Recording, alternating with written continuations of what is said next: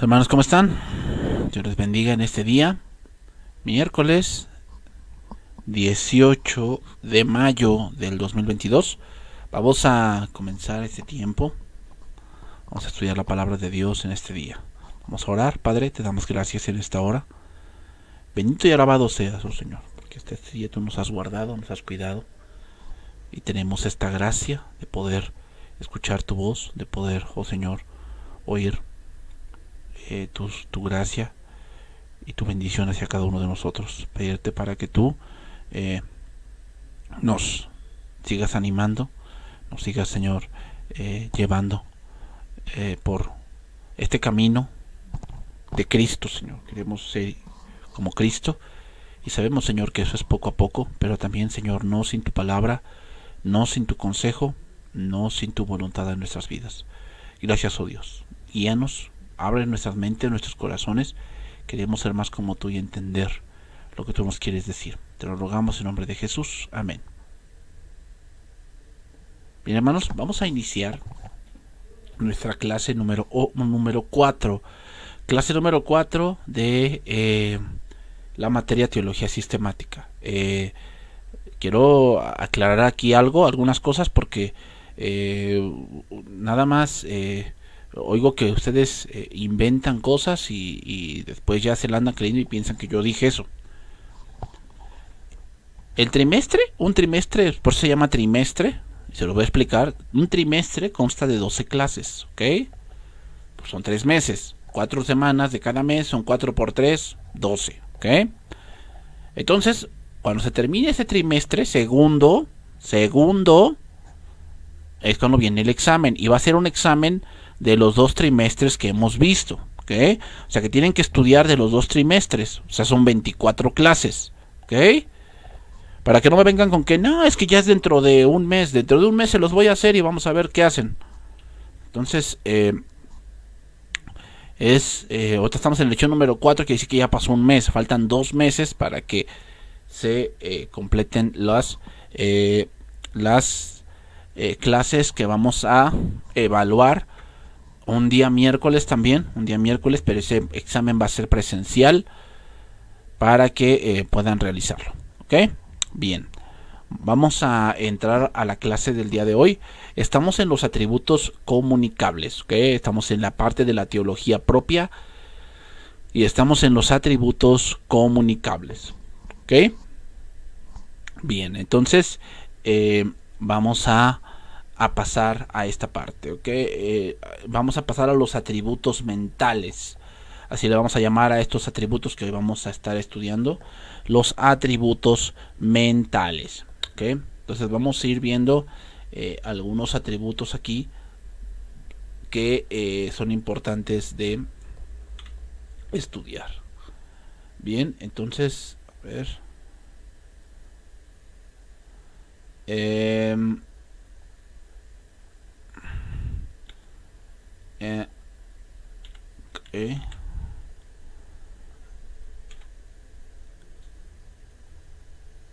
Bien. El primero que vamos a ver es la omnisciencia. El atributo mental que vamos a ver primeramente es la omnisciencia. ¿Qué cosa es la omnisciencia? Bueno, es en este caso el conocimiento de Dios, que se puede definir como sigue: Dios se conoce plenamente a sí mismo y todas las cosas reales y posibles en un solo acto sencillo y eterno. La omnisciencia no solamente tiene que ver con todo lo conoce Dios, ¿okay? No solamente tiene que ver con eso, tiene que ver no solamente que Dios conoce todo del universo o de nosotros, sino también conoce todo de Él mismo. Eso significa omnisciencia, ¿okay? Aquí vemos un pasaje, primera de Juan, capítulo 3, verso 19, dice: y en esto conocemos que somos de la verdad, y aseguramos nuestros corazones delante de Él.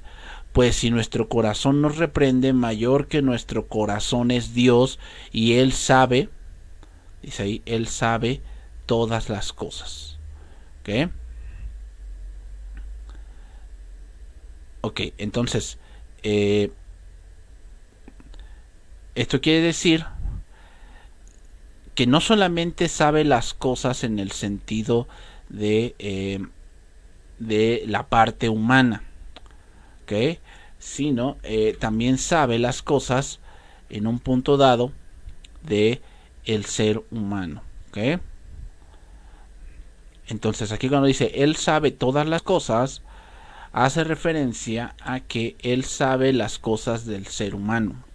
Es decir, Él sabe nuestros pensamientos y te lo vamos a ir viendo. Entonces, a la cualidad de saberlo todo se le llama omnisciencia. Y debido a que Dios lo sabe todo, se dice que es omnisciente, es decir, lo sabe todo. Lo sabe todo. Dios se conoce completamente a sí mismo. O sea, nadie conoce a Dios completamente más que Dios mismo. Y este es un hecho asombroso, puesto que el propio ser de Dios es infinito e ilimitado. ¿Ok? Él es infinito e ilimitado.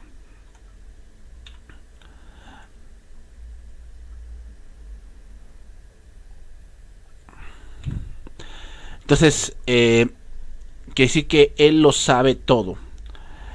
Y en este contexto, que podemos decir, parece sugerir que Dios lo sabe todo en todo tiempo. Entonces decimos que Dios sabe todas las cosas, tanto presentes como futuras, como pasadas, en nuestro punto de vista, ¿ok?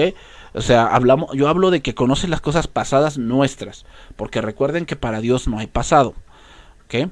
En Hebreos capítulo número 4, verso número 12, dice ahí, porque la palabra de Dios es viva y eficaz, y más cortante que toda espada de dos filos, y penetra hasta partir el alma y el espíritu, las coyunturas y los tuétanos, y discierne los pensamientos y las intenciones del corazón.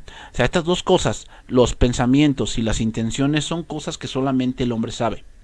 O sea, él sabe con qué intención hace ciertas cosas, él sabe con qué intención habla ciertas cosas, él sabe con qué intención estudia ciertas cosas. O sea, él sabe, el hombre mismo sabe esa parte. Bueno, en este caso, Dios también sabe esas cosas. Dice, y no hay cosa creada que no sea manifiesta en su presencia. Antes bien, todas las cosas están desnudas y abiertas a los ojos de aquel a quien tenemos que dar cuenta. Es decir, Dios, cuando estemos delante de Cristo y Él esté juzgando, no solamente Él va a juzgar las acciones, sino el porqué de esas acciones. O sea, Cristo va a juzgar las intenciones, ¿ok? Cristo va a juzgar las intenciones, no solamente el por qué se hizo o qué resultados tuvo, sino también va a juzgar el por qué hiciste eso. ¿Ok? Entonces, Dios sabe los detalles más diminutos de cada uno de nosotros.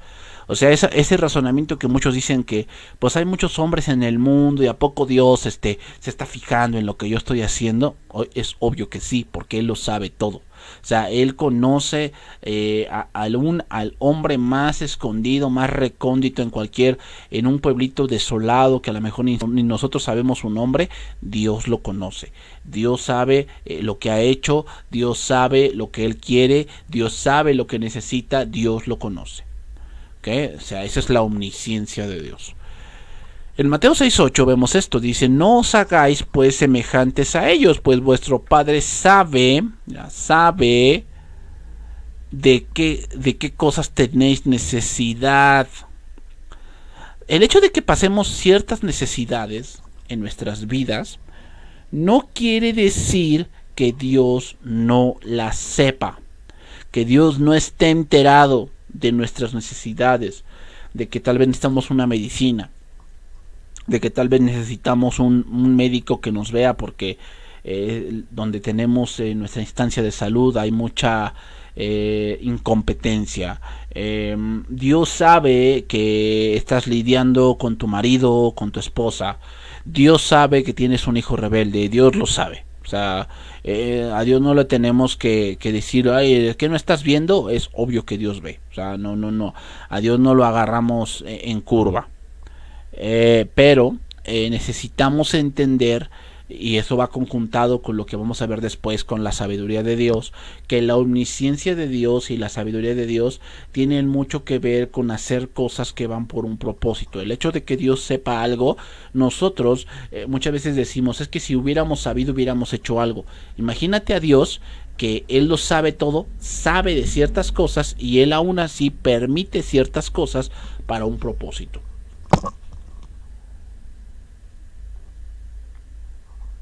Eso es Dios. ¿Okay? Mateo 10:28. Y no temáis a los que matan el cuerpo, mas el alma no pueden matar. Temed más bien a aquel que puede destruir el alma y el cuerpo en el infierno. ¿No se venden dos pajarillos por un cuarto? Con todo ni uno de ellos cae a tierra sin vuestro Padre. Pues aún vuestros cabellos están todos contados. Así que no temáis, más valéis vosotros que muchos pajarillos. ¿Qué es lo que está diciendo el Señor? Que el Señor ve por su creación y que tal vez para nosotros un pajarillo es más insignificante que la vida de una persona. Y vamos a ponerlo así en un punto moral, pues sí lo es. O sea, muchas veces, a veces es más factible sacrificar cierto animalito que es para salvar la vida humana, ¿no? Se utilizan animalitos como ratones para hacer experimentación hasta que al final se hace experimento con un humano. Entonces, lo que está diciendo aquí Cristo es que si para nosotros ponemos un precio bajo a un animalito, cuánto más nosotros tenemos un gran valor para Dios. ¿Ok? O sea, Dios sí está consciente de nuestras necesidades, Dios está consciente de que tú tienes que comer, Dios está consciente de tus gustos, Él sabe tus anhelos, Él sabe tus miedos, Él sabe lo que has hecho, lo que no has hecho, Él sabe lo que has hablado, lo que no has hablado, lo que has pensado, lo que no has pensado, a dónde has ido, dónde no has ido, Dios lo sabe todo. ¿Ok? Salmo 139, David aquí pone algunos versos para hablar de este atributo. Dice, Dios mío, tú me conoces muy bien, sabes todo acerca de mí, mira, sabes todo acerca de mí. Sabes cuando me siento y cuando me levanto, aunque esté lejos de ti me lees los pensamientos. Sabes qué hago y lo que no hago, no hay nada que no sepas. Fíjate bien, Dios no solamente sabe lo que has hecho, y lo que a lo mejor lo que tú quieres lograr, Dios sabe cómo piensas. Y otra cosa, esto no se limita a los cristianos, como hoy absurdamente muchos piensan. Piensan que Dios nada más tiene poder sobre los creyentes y sobre todos los demás que no creen en Él. Pues no, pues eso es absurdo, ¿no? O sea, el hecho de, por decir un ejemplo, si tú no creyeras en la gravedad, eso no tiene inferencia sobre ti, pues creo que es absurdo lo que piensas. Dios sabe los pensamientos de todo el mundo. Podemos, a veces no podemos imaginar esto. Una de las cosas donde vemos esta parte es en esta película que salió que se llama Todopoderoso. Entonces dice que empezó a escuchar los pensamientos, ¿no? ¿Te acuerdas de esa escena? Empezó a escuchar los pensamientos e hizo que todo se descargara en una computadora, ¿no? Y salieron como 10,000 correos, ¿no? Porque 10,000 peticiones. ¿Tú piensas que Dios está tan ocupado para atender tu oración porque otros están orando al mismo tiempo? Pues obviamente que no. Por eso es Dios. O sea, el hombre no se puede imaginar este atributo. Y es un atributo increíble. Dice, sabes todo lo que hago y lo que no hago. No hay nada que no sepas. Todavía no he dicho nada y ya tú lo sabes. O sea, hermanos, en una conversación, tú a lo mejor vas pensando qué vas a decir, Dios sabe lo que vas a decir, Dios lo sabe. O sea, a Dios no lo agarramos en curva, Él sabe las palabras que hemos de hablar antes de que las digamos, los pensamientos que tenemos, Dios lo sabe todo. Salmo 139, versículo número 5. Vas delante y detrás de mí, pones tu mano de bendición sobre mi cabeza. Semejante conocimiento es demasiado maravilloso para mí. Es tan elevado que no puedo entenderlo. Jamás podría escaparme de tu espíritu. Jamás podría huir de tu presencia. Si subo al cielo, allí estás tú. Si desciendo a la tumba, allí estás tú. Si cabalgo sobre las alas de la mañana, si habito junto a los océanos más lejanos, allí tú estás. Dice, aún allí me guiaría tu mano y me sostendrá tu fuerza. ¿Quién pensó así, hermanos, que podía huir de Dios? Jonás. Jonás pensó así. Jonás pensó que podía huir de Dios. ¿Y qué piensa esa gente que por sí que se va de la iglesia?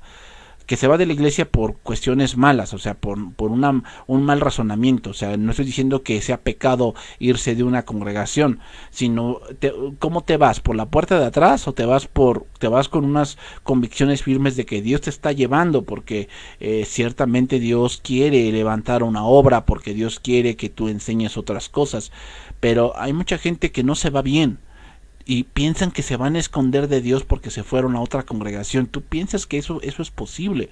Es ilógico. Jonás lo intentó, tomó un barco, descendió a Jope, se fue hasta lo más hondo de la nave y se echó a dormir, y después, como dice aquí David, hasta si me fuera lo más rotundo de la tumba. O sea, imaginémonos al gran pez, hermanos, que se tragó a Jonás, y donde generalmente esos animalitos grandes pues viven en el fondo marino. ¿Te imaginas? O sea, casi Jonás se fue al fondo del Seol, o sea, al fondo de la tumba. ¿Por qué? Porque ahí estuvo en el gran pez 3 días y 3 noches. Entonces, ¿dónde anduvo? Pues hasta el fondo del mar. Y aún así Dios lo escuchaba ahí. Entonces, podría pedirle a la oscuridad que me ocultara y a la luz que me rodea que se convirtiera en noche, pero ni siquiera en la oscuridad puedo esconderme de ti. Para ti la noche es tan brillante como el día, la oscuridad y la luz son lo mismo para ti. Tú creaste las delicadas partes internas de mi cuerpo y me entretejiste en el vientre de mi madre. Gracias por hacerme tan maravillosamente complejo. Tu fino trabajo es maravilloso, lo sé muy bien. Sigue diciendo este Salmo 139, tú me observabas mientras iba cobrando forma en secreto. O sea, cuando ya se fecundó el óvulo, Dios ya nos conocía. Es más, hermanos, desde antes que nuestros padres se conociesen, Dios ya nos conocía a nosotros. Dice, tú me observabas mientras iba cobrando forma en secreto, mientras me entretejían mis partes en la oscuridad de la matriz. Me vistes antes de que naciera. Cada día de mi vida estaba registrado en tu libro. Cada momento fue diseñado antes de que un solo día pasara.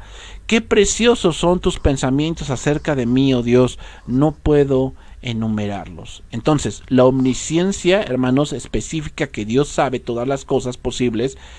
Esto es porque hay algunas ocasiones en la Biblia en las que Dios da información sobre acontecimientos que pudiesen suceder, pero en realidad no tuvieron lugar en ese momento. Miren, vamos a ver un pasaje. Mira, Mateo 11:20 dice, entonces comenzó a reconvenir a las ciudades de las cuales se había hecho muchos milagros, porque no se habían arrepentido, diciendo, ay de ti Corazín, ay de ti Betsaida, porque si en Tiro y en Sidón si hubiesen hecho los milagros que han sido hechos en vosotras, tiempo ha que se hubiesen arrepentido en silicio y en ceniza. A ver, fíjense bien este pasaje en específico. Fíjate, Tiro y Sidón ya no existían.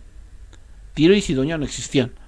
Y Jesucristo asegura que si en Tiro y en Sidón si hubiesen hecho los milagros que se hicieron en Corazín y en Betsaida, ellos se hubiesen arrepentido. O sea, ¿cómo sabe Dios eso? Lo sabe. Lo sabe. ¿Por qué? Omnisciencia. Omnisciencia. O sea, la omnisciencia también tiene que ver con cosas que tal vez no pasaron, pero que Dios sabe que hubiese pasado. Nosotros a veces nos preguntamos eso, ¿no? Es que si hubiésemos hecho eso, si hubiésemos hecho esto, ¿qué hubiese pasado si esto? ¿Qué hubiese pasado si el otro? ¿Qué hubiese pasado si X, Y, Z, ¿no? Bueno, Dios sí sabe qué hubiese pasado. Dios sí sabe. Por tanto, dice, os digo que en el día del juicio será más tolerable el castigo para Tiro y Sidón que para vosotros. Aquí está hablando en pasado. Porque está hablando de dos ciudades que ya desaparecieron y que si se hubiesen hecho los milagros allí, se hubiesen arrepentido. Y en el último pasaje que está aquí, Dios habló en futuro diciendo que el castigo sería más tolerable para Tiro y para Sidón. ¿Cómo lo sabe? Lo sabe la omnisciencia, hermanos. La omnisciencia. ¿Ok? Entonces, el hecho de que Dios conoce todas las cosas posibles también se puede deducir del pleno conocimiento de Dios en sí mismo. Si Dios se conoce plenamente a sí mismo, también sabe todo lo que puede hacer y lo que incluye todas las cosas que son posibles. Este hecho es de verdad pues, asombroso, hermanos.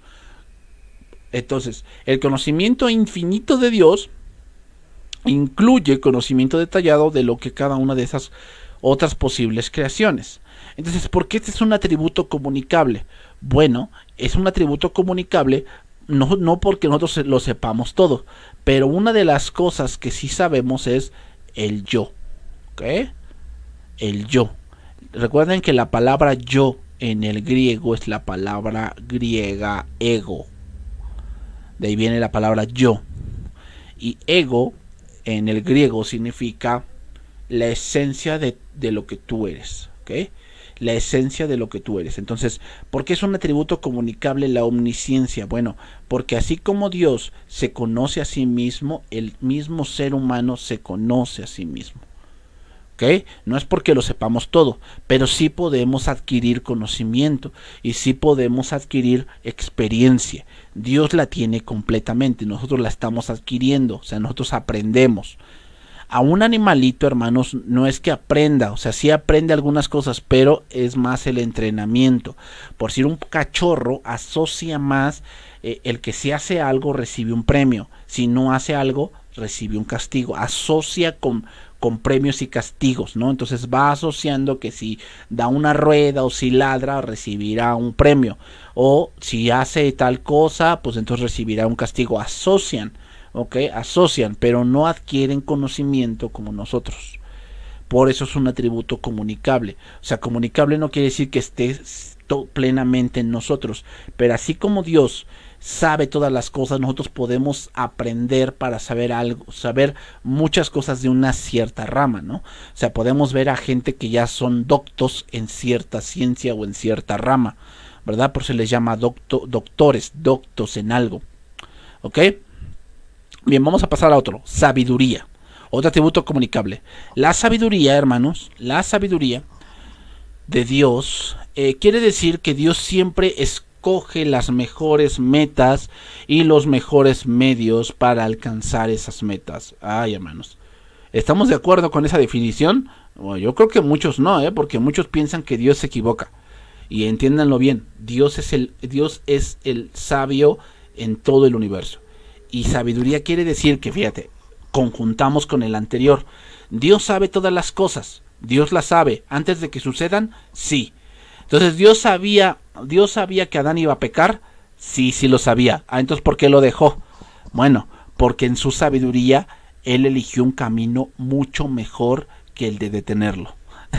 Y muchos dirían, bueno, pero ¿cuál camino es mejor? Ve cómo sufrimos. Bueno, es que ese es te estás poniendo en un punto de que yo estoy sufriendo, o yo estoy en cierto punto de vista, ¿no? Personal. Pero hermanos, eso no quiere decir que por eso Dios se haya equivocado. Dios tiene un plan y Él es tan sabio que puede hacer de las cosas que parecen tan, ¿cómo decirlo? Tan erradas, algo bueno. ¿Ok? Esa es la sabiduría de Dios. Entonces, sabiduría no solo quiere decir que lo sabe todo, como lo vimos en el apartado anterior, sino también quiere decir que Él toma las mejores decisiones en cualquier situación. Y Él con esa sabiduría cumple sus propósitos a pesar de todo lo que hay alrededor. O sea, entonces sabiduría tiene que ver con que Dios sabe tomar decisiones y que Él nunca se equivoca. Óiganlo bien, Dios nunca se equivoca. Salmo 104, versículo 24 dice: cuán innumerables son tus obras, oh Jehová, hiciste todas ellas con sabiduría, y la tierra está llena de tus beneficios. Vamos a leerlo en otra versión, lenguaje actual. Dios nuestro, tú has hecho muchas cosas y todas las hiciste con sabiduría. La tierra entera está llena con todo lo que hiciste.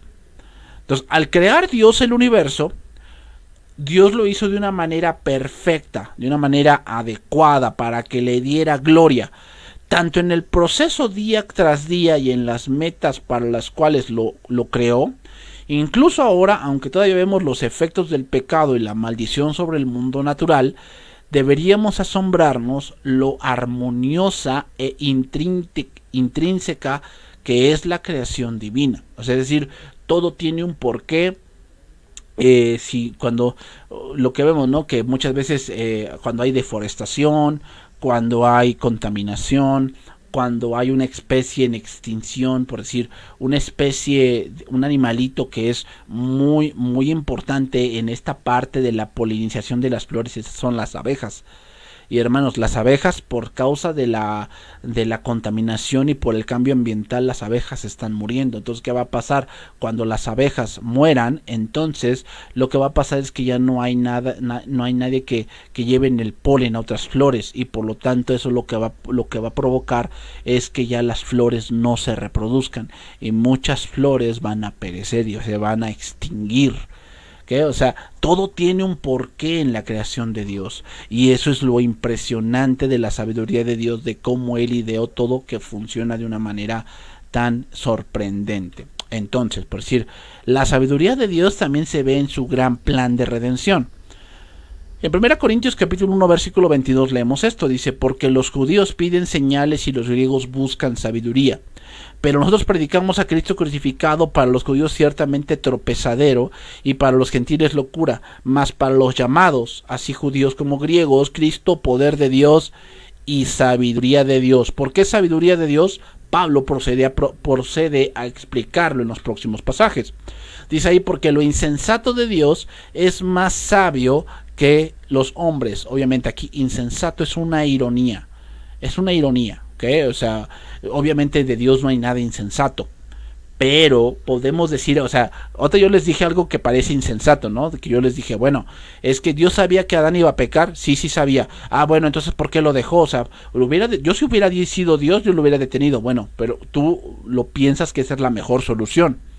Pero en el punto de Dios, Él lo sabe todo, pero también es tan sabio que utilizó esa parte de la caída del hombre para hacer algo más glorioso que solo detenerlo. O sea, detenerlo hubiese sido glorioso, hermanos.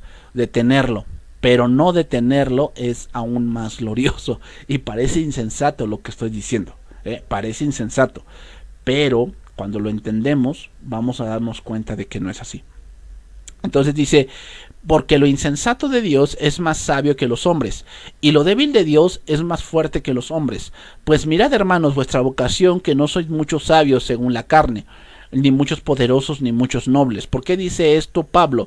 De que no sois muchos sabios, ni muchos poderosos, ni muchos nobles, sino que lo necio del mundo escogió Dios para avergonzar a los sabios, y lo débil del mundo escogió Dios para avergonzar a lo fuerte. ¿En qué sentido, hermanos? Pablo lo va a explicar más adelante, pero lo que les voy a adelantar es que Pablo está diciendo esto en el punto de la revelación del Evangelio. O sea que Dios reveló el Evangelio ya, pero no son los sabios los que entienden el Evangelio por su sabiduría, ni son los fuertes porque son muy disciplinados, o porque o aquellos que son muy adinerados son los que solamente tienen acceso a esta revelación. No, sino que la revelación fue dada, pero solamente los hombres que son humildes, que se creen débiles delante de Dios, que como dice los bienaventuranzas, ¿no? Bienaventurados los pobres de espíritu, porque ellos serán enriquecidos. O sea, un pobre de espíritu no quiere decir que no tenga dinero, sino lo que quiere decir es que él sabe que podrá tener todo en el mundo, pero si no tiene a Dios es un miserable. O sea, esa es una persona que es pobre en espíritu, porque él sabe que su mayor riqueza es Dios. Él será enriquecido. ¿Con qué? Con la revelación de la palabra. Recuerden lo que dijo Cristo, y lo que le dijo Cristo a la iglesia de Laodicea, que le dijo: he aquí yo estoy a la puerta y llamo, si alguno abre la puerta y entraré a él y cenaré con él y él conmigo. O sea, esa cena habla de las riquezas que va a obtener con Cristo, ¿okay? Seguimos ahí, sigue explicando Pablo. Y lo vil del mundo y lo menospreciado escogió Dios y lo que no es para deshacer lo que es, a fin de que nadie se jacte en su presencia más. Por él estáis vosotros en Cristo Jesús, el cual ha sido hecho por Dios justificación, santificación y redención, que son las partes de el Evangelio. ¿Okay? Entonces Pablo sabe que lo que ahora pensamos que es el mensaje sencillo del Evangelio, entendible incluso para los más pequeños, refleja un asombroso plan de Dios que en su profunda sabiduría supera cualquier cosa que el hombre jamás podría haber imaginado. ¿Okay? Entonces, seguimos ahí. La sabiduría de Dios también se muestra en nuestra vida como individuos. ¿Okay? Romanos 8:28. Y sabemos que los que aman a Dios, todas las cosas les ayudan a bien. ¿Cuáles cosas? Todas. ¿Qué cosas todas? Pues todas. Todas. Ay, la muerte de mi mamá, todas. La muerte de mi perrito, todas. La rebeldía de mi hijo, todas. Que me chocaron el coche, todas. Que me corrieron del trabajo, todas las cosas les ayudan a bien a los que conforme a su propósito son llamados. Porque los que antes conoció también los predestinó para que fuesen hechos conformes a la imagen de su Hijo, para que sea el primogénito entre muchos hermanos. A los que predestinó, estos también llamó, y a los que llamó también estos justificó, y a los que justificó, estos también glorificó. ¿Qué pues diremos a esto? Si Dios es por nosotros, ¿quién contra nosotros? El que no escatimó ni a su propio Hijo, sino que lo entregó por todos nosotros, ¿cómo no nos dará también con él todas las cosas? Aquí Pablo afirma que Dios en efecto obra sabiamente en todo lo que sucede en nuestra vida, y que mediante esas cosas Él hace avanzar hacia la meta de conformarnos a la imagen de Cristo. Entonces, otra vez, hermanos, Dios nunca se equivoca, Dios nunca se equivoca. Ay, no, pero es que yo creo que con esta mujer que me dio Dios, ahí sí se equivocó, porque esta mujer ni quien la soporte. Bueno, te voy a decir algo. Dios tenía algo para ti, pero tú fuiste rebelde, a lo mejor en esa parte. O sea, Dios nunca se equivoca, el que se equivoca somos nosotros, hermanos. Recuerden lo que pasó con Abraham, por si Dios le dijo que no descendiese a Egipto, y Abraham decidió desobedecer. ¿Hay quien se equivocó, Dios o Abraham? Pues Abraham dice que descendió a Egipto, y en Egipto casi pierde a su esposa.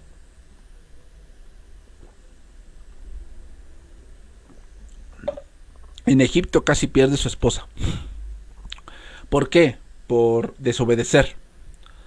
Entonces debería ser nuestra gran confianza y fuente de paz día tras día saber que Dios hace que todo nos haga avanzar hacia la meta suprema de que Él tiene para nuestra vida, es decir, que podamos ser como Cristo y que por ello le demos gloria a Cristo. ¿Ok? Entonces es importante esto, de que nosotros estemos conscientes de que Dios hace todas las cosas en nuestra vida para que nosotros vayamos siendo transformados de gloria en gloria. ¿Qué? Entonces, viene otro punto acá. ¿Por qué decimos que esto es comunicable? ¿Por qué decimos que es un atributo comunicable? Bueno, Salmo 19:7 dice: la ley de Jehová es perfecta, que convierte el alma. El testimonio de Jehová es fiel, que hace sabio al sencillo, que ayuda, dice, a los ignorantes a volverse sabios. La palabra de Dios nos ayuda a volvernos sabios, a saber qué cosa es lo que debemos elegir. O sea, hermanos, sí, nadie nació sabiendo, pero también les voy a decir, eso no es pretexto para tomar una decisión errada en ciertas decisiones que son muy importantes en tu vida. En Santiago capítulo 1 versículo número 5 dice: y si alguno tiene falta de sabiduría, pídala a Dios, el cual da a todos abundantemente y sin reproche, y le será dada. Pero pida con fe, no dudando nada, porque el que duda es semejante a la onda del mar, que es arrastrada por el viento y echada de una parte a otra. La sabiduría de Dios, por supuesto, en parte comunicable a nosotros. ¿Por qué? Bueno, porque esta sabiduría o capacidad para vivir una vida que agrada a Dios viene primordialmente a leer y obedecer la palabra de Dios. Por eso decimos que una persona que no está caminando conforme a lo que Dios manda es una persona que ignora las Escrituras. También tenemos otro versículo que es muy conocido, Proverbios capítulo 1, verso número 7. El principio de la sabiduría es el temor de Jehová. Los insensatos desprecian la sabiduría y la enseñanza. ¿Qué quiere decir esto? Temer a Jehová implica tener siempre presente a Dios. Eso es una de las cosas que implica temer a Jehová. Temer a Jehová también implica tener miedo de las consecuencias, porque Dios, si ya dijo algo respecto a ciertas cosas, tenemos que tener temor de las consecuencias. ¿Ok? Eso es temer a Dios. Que si Dios nos está diciendo, no comas de esto o no hagas esto, porque el día que lo hagas ciertamente morirás, debemos de tener un temor reverente hacia Dios, diciendo, Señor, yo sé que tú no mientes, y que tú, si tú me estás advirtiendo de esta parte es porque es verdad, y que eso va a venir a mi vida si yo no estoy consciente de que debo de obedecer. Entonces, si tememos deshonrar a Dios o desagradarle, si tememos su disciplina paternal, tendremos la motivación que nos hace querer seguir sus caminos y vivir de acuerdo a sus sabios mandamientos. Otro pasaje, Proverbios capítulo 11, versículo número 2. Cuando viene la soberbia, viene también la deshonra, mas con los humildes está la sabiduría. Traducción viviente. El orgullo lleva a la deshonra, pero con la humildad viene la sabiduría. Después del orgullo, dice, viene la humillación, pero la inteligencia está con los humildes. Entonces, la sabiduría, hermanos, se demuestra no cuando nos creemos mucho o cuando podemos humillar a mucha gente. O sea, eso le encanta a la carne, ¿verdad? Creerse superior porque tiene una casa más grande, porque tal vez tenga más dinero, o tal vez porque él sí tiene una carrera, o tal vez porque él se compra una ropa un poquito más cara que otra persona. No, hermanos, la sabiduría no se demuestra de esa manera. La sabiduría se muestra cuando estamos centrados y cuando sabemos el lugar que Dios nos ha otorgado y no los hombres. Y eso es algo muy importante, hermanos, cuando queremos hablar de liderazgo. Saber que quien te otorgó ese lugar es Dios, no los hombres. Los hombres simplemente lo ven como un lugar político, pero para Dios es un llamado a tu vida. El que es sabio, hermano, según las normas de Dios, continuamente andará en dependencia de Dios y con deseo de exaltar a Dios. Entonces, sin embargo, debemos también recordar que la sabiduría de Dios no es enteramente comunicable. Nunca podremos participar por completo de la sabiduría de Dios. Entonces, en términos prácticos, esto quiere decir que frecuentemente habrá ocasiones en la vida cuando no sabemos o no entenderemos por qué Dios permite que algo suceda en mi vida. A veces no lo entendemos, a veces nos quedamos en shock, ¿no? Porque decimos, Señor, ¿qué está pasando, no? ¿Qué está pasando en esta parte de mi vida? Pero debemos estar entendidos que Dios tiene el control. Entonces, en términos prácticos, frecuentemente hay ocasiones en que pues, no entendemos, pero simplemente tenemos que confiar en Dios. ¿Ok? Otro punto más. Para ir terminando esta clase. Veracidad. Otro atributo comunicable, y aquí acabamos los atributos mentales. La veracidad significa aquí que Dios quiere decir que Él es Dios verdadero y que todo su conocimiento y palabras son a la vez verdad y la norma suprema de verdad. O sea, no hay una verdad tan suprema como la palabra de Dios, no hay ninguna más. O sea, no importa qué gurú sea, qué iluminado sea, qué persona sea tan tan letrada, tan estudiada, tan reconocida por el ser humano. La palabra de Dios está por encima de todo eso. Entonces Juan 17:3 dice, y esta es la vida eterna, que te conozcan a ti, el único Dios verdadero, el único Dios verdadero. ¿Qué quiere decir? Que Dios es la única verdad evidente, y de allí se derivan otras cosas. Entonces, el punto de partida para entender muchas cosas en la vida y muchas cosas del cristianismo tienen que ver con centrarnos en Dios. Cuando nos centramos en otra cosa, vamos a errar.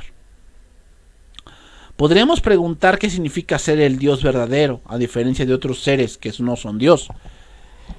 Entonces, quiere decir que Dios, en su propio ser o carácter, es el único que plenamente se ajusta a la idea de lo que Dios tiene que ser. Eso cuando dice el único Dios verdadero, es que los ídolos están hechos a la imaginación del ser humano, y no, Dios está hecho no a la imaginación del ser humano, sino está hecho como debe de ser. Un ser que es infinitamente perfecto en poder, en sabiduría, en bondad, en señorío, sobre todo el tiempo, el espacio y cosas por el estilo. Eso es Dios. Entonces, en este punto, el curso de nuestro pensamiento se vuelve en cierto sentido circular. ¿Por qué? Porque no debemos decir que un ser debe ajustarse a nuestro concepto de lo que Dios debería ser, que ese es el error que más se comete, que decimos es que Dios es amor, debería ser así. Bueno, eso es lo que tú piensas, pero el Dios que tú estás pensando no existe. Dios es de esta manera y Él mismo se ha revelado, y esa es la verdad. Óiganlo bien, esa es la verdad. ¿Okay? Nosotros no podemos definir cómo debe ser el verdadero Dios. Nosotros somos criaturas. Nosotros no podemos hacer eso. Dios ya se ha revelado. Entonces debemos decir que Dios es Dios mismo quien tiene la única idea perfecta de cómo debe ser el verdadero Dios.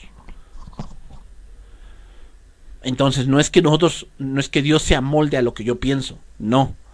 Yo debo de conocer al único Dios verdadero. ¿Por qué? Porque esa es la vida eterna.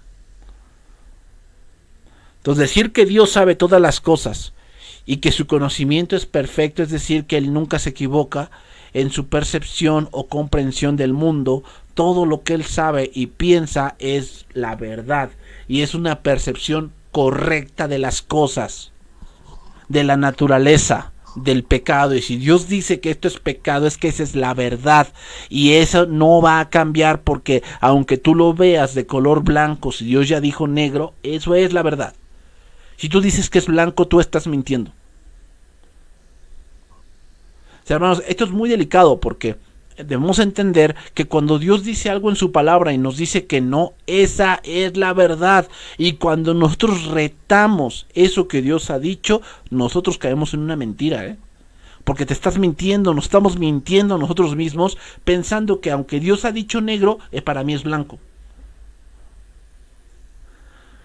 Entonces, esto también significa que Dios son a la vez verdad y a la norma suprema de la verdad. Esto quiere decir que Dios es confiable y fiel en sus palabras, pero no solamente eso, sino que sus palabras son la regla para ir en pos de la verdad.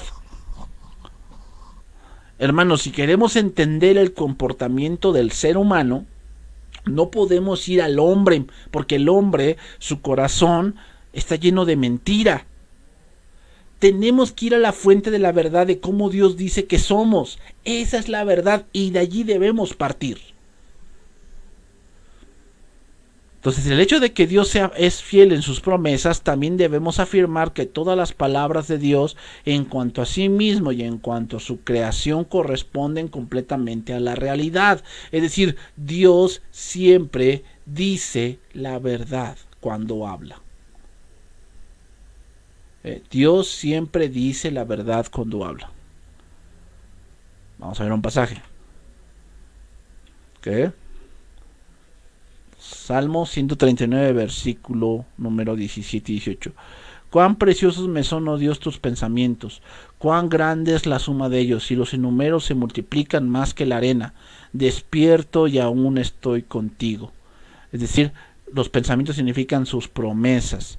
Las palabras de Dios no son simplemente verdad en el sentido de que se ajustan a alguna veracidad fuera de Dios, más bien son la verdad misma, son la norma y la definición final de la verdad.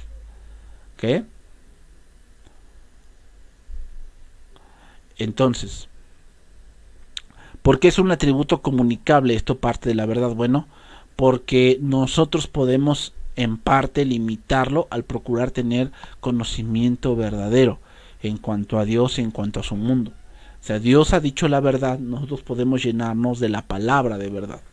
Es más, al empezar a pensar pensamientos verdaderos en cuanto a Dios y la creación, debemos entender que debemos partir de pensamientos que están en las escrituras.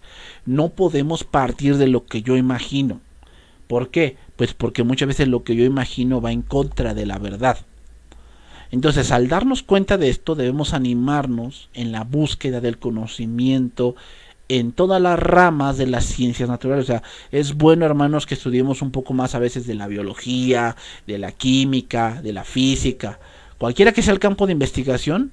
Cuando descubrimos más verdad en cuanto a la naturaleza de la realidad, descubrimos más de la verdad que Dios ya sabe.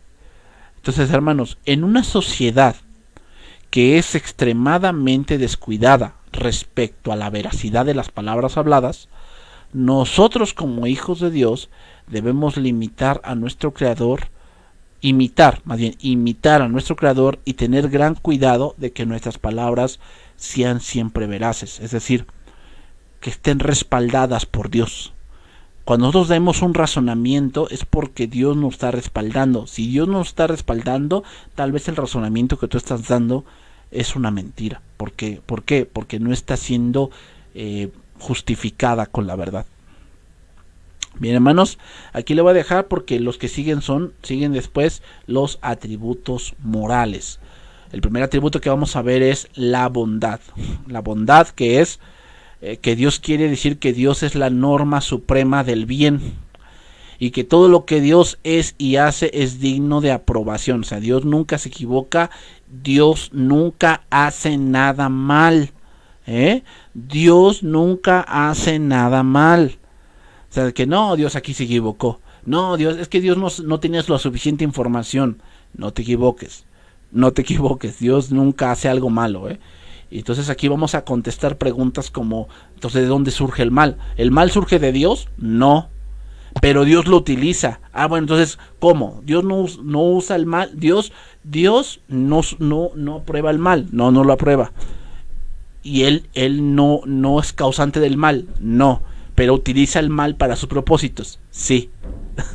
Entonces vamos a ir entendiendo esa parte, ¿ok? La siguiente semana, si Dios lo permite. Bien, hermanos, entonces aquí le vamos a dejar. Nos vemos el día de mañana para nuestra enseñanza de la fe que impulsa. Y nos veremos el día de mañana para nuestra clase. Que Dios los bendiga, hermanos. Nos vemos el día de mañana. Si Dios lo permite. Bendiciones.